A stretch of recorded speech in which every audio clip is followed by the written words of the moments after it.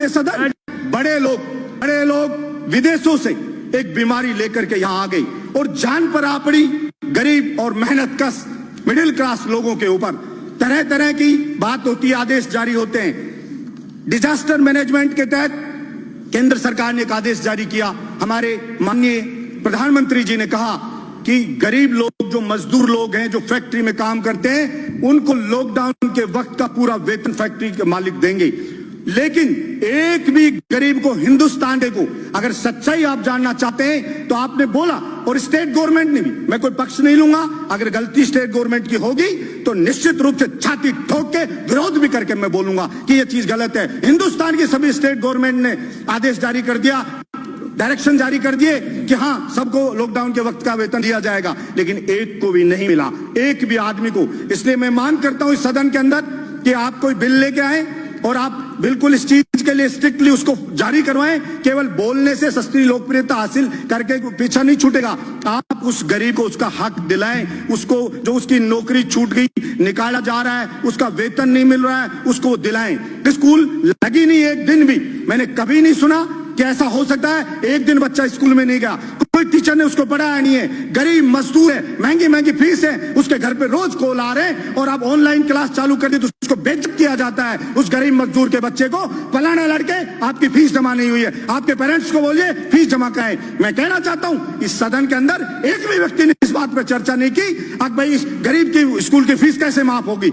और supreme court में गए, अभिभावक गए, तो सुप्रीम कोर्ट ने कहा हर स्टेट के अलग अलग चीजें प्रॉब्लम है, अलग अलग स्थिति, आप हाई कोर्ट में जाइए, वहां की गवर्नमेंट से बात करिए। लेकिन मैं कहना चाहता हूं, आपने बोल दिया, एक बार बोलने से नहीं होगा। मेरे बहरोड में बुला के सारे स्कूल मालिकों को कहा कि बलजीत यादव जिंदा है तब तक यहां पे कोई किसी की फीस नहीं ले सकता गरीब मजदूर की। मेरी छाती पे चढ़ के फीस ले सकते हो, उसके लिए मुझे चाहे अरेस्ट कर लेना, चाहे कह देना कानून को नहीं मान रहा है, लेकिन कानून या तो बनाइए और नहीं बनाएंगे तो निश्चित रूप से अन्याय नहीं होने देंगे। हम लड़ेंगे और जनता की डिमांड होती है वैसे ही कानून बनते हैं, बिगड़ते हैं, बनाए जाते हैं नहीं। इसलिए सरकार में मांग करता हूं कि ये कानून बिल लेके आए और उसको कहे। और अभी कई स्टेट ने किया, यूपी ने स्टेट ने किया, नहीं माना तो यूपी स्टेट ने एक बिल वो लेकर के आई, ऑर्डिनेंस जारी करवाया, self finance independent school act 2020।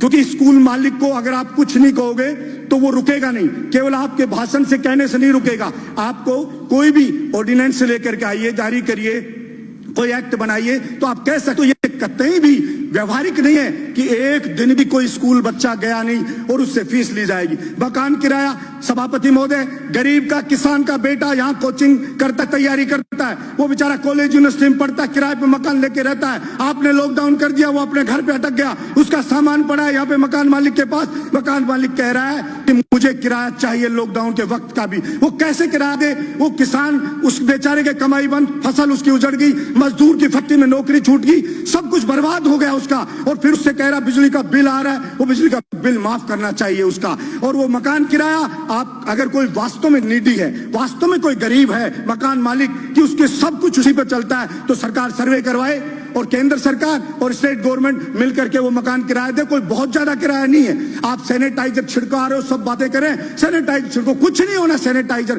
पानी छिड़केंगे खा जाएंगे लोग बाग।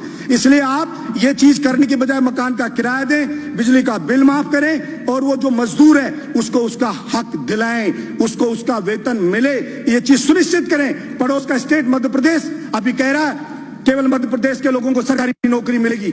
मैंने पहले भी पिछले सदन में इस बात को उठाया था। 21 स्टेट हिंदुस्तान के ऐसे हैं जिसके अंदर राजस्थान के जो अभ्यर्थी हैं उनके सिलेक्शन की जो परसेंटेज देखो 0 है, वहां नहीं लिया जा रहा है। अगर या तो हो कि पूरे हिंदुस्तान में कोई भी स्टेट ये बाउंड नहीं करे कि हमारी स्टेट का आदमी नौकरी लगेगा, और अगर लगेगा तो राजस्थान के जवान के साथ फिर अन्याय बर्दाश्त नहीं किया जाएगा। सरकार जहां भी कानून लेके आए, सारा ठेका राजस्थान के युवा ने नहीं उठा रखा कि सारी की सारी कीमत राजस्थान का युवा उठाएगा।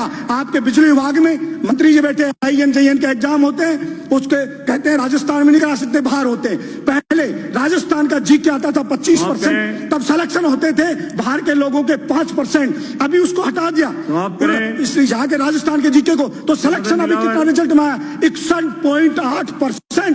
बाहर के लोग यहाँ पर आ गए और यहाँ के राजस्थान के लोग रह गए। इसलिए मैं मांग करता हूँ एक खत्म करो, एक मिनट PWD में हुआ, उसके अंदर जीके है राजस्थान की, उसमें 5% बाहर के लोग आए। मांग करता हूँ कि राजस्थान के बेरोजगार युवाओं के हक की रक्षा करे सदन। ये आपसे मांग करता हूँ, गरीब मजदूर और जो किराएदार है उसके हक की रक्षा करे सदन। ये मैं मांग करता हूँ और इसके ऊपर बिल लाया जाना चाहिए, ये मैं मांग करता हूँ। धन्यवाद सभापति महोदय।